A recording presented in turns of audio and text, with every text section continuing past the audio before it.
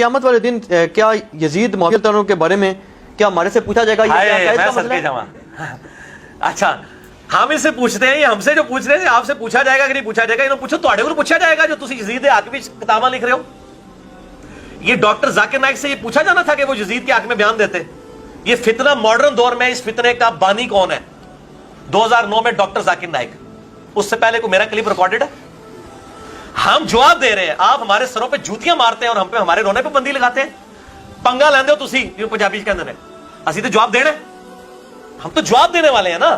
مسئلہ تو ہی لوگوں نے اٹھایا۔ ان سے پوچھو کہ آپ سے یہ پوچھا جائے گا کہ یہ یزید کے بارے میں اور فلاں کے بارے میں، اچھا آپ سے یہ پوچھا جائے گا رفع دین کے بارے میں، سارے معاملوں جن میں آپ جھگڑتے ہیں، ہم کہتے ہیں ہاں جی پوچھا جائے گا، چلو ہم سے پوچھا جائے گا۔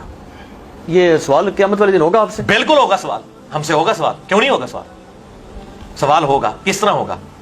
کہ اگر ان لوگوں کی سپورٹ میں آ کے ہم سیدنا حسین کے ساتھ بغض رکھتے ہیں جو پریکٹیکلی ان لوگوں نے رکھا ہوا ہے، چڑھتے ہیں حسین کے نام سے، علی کی تعریف ہو جائے تو چہرے لٹک جاتے ہیں، تو یہ تو منافقت کی طرف جا رہے ہیں۔ بغض اہل بیت آٹومیٹکلی ان کے اندر آ جاتا ہے۔ حسین اور یزید کی محبت ایک دل میں جمع نہیں ہو سکتی ہے، نیور، یہ جمع ہو ہی نہیں سکتی۔ تو بغض اہل بیت اگر کسی کے دل میں آ گیا تو دوزخ میں گیا نا۔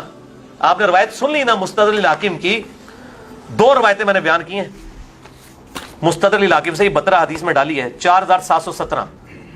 اللہ کی قسم ہم اہل بیت سے جو بغض رکھے گا اللہ اسے ضرور دوزخ میں داخل کرے گا۔ اور دوسری روایت بڑی خطرناک ہے، 4712، شیخ البانی نے بھی نقل کی ہے سلسلہ احادیث صحیحہ میں 2488، کہ اگر کوئی شخص حجر اسود اور مقام ابراہیم کے درمیان نمازیں پڑھتا رہے اور روزانہ روزہ رکھے تب بھی وہ دوزخ۔ بھائی میری نمازاں سٹیک تے لگ جانی ہیں، اہل بیت دی بغض نہ تسی کہنا پوچھا نہیں جائے گا؟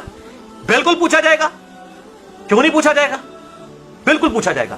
اور یہ جو تعویلات کرتے ہیں نا، آپ خود دیکھیں، ہاں ہمیں پوچھا جائے گا کہ آپ نے حق کا ساتھ کیوں نہیں دیا؟ میرے حسین کے خلاف لوگ کھڑے ہو رہے تھے، تم نے حسین کا دفاع کیوں نہیں کیا؟ تم نے حق کا ساتھ کیوں نہیں دیا؟ المستدرک الحاکم میں حدیث ہے صحیح سند کے ساتھ کہ سید الشہداء حمزہ ابن عبد المطلب ہیں، یا پھر سید الشہداء وہ ہے جو جابر حکمران کے سامنے کلمہ حق بلند کرے۔ اسی کے تحت ہم حضرت حسین کو سید الشہداء کہتے ہیں۔ اے بھی کہتے ہیں سید الشہداء کی تو کاٹ لیا، حضرت حسین سید الشہداء ہے۔ اس طریقے سے ہم بھی سید الشہداء ہو سکتے ہیں کہ ہم ان ناسبیوں کے مقابلے پہ حضرت علی اور حسین کی شان کو بلند کر رہے ہیں، ٹھیک ہے نا؟ جو لوگ ان کی گرانے کی کوشش کر رہے تھے تو ہم ان کے مقابلے پہ کھڑے ہوئے ہیں۔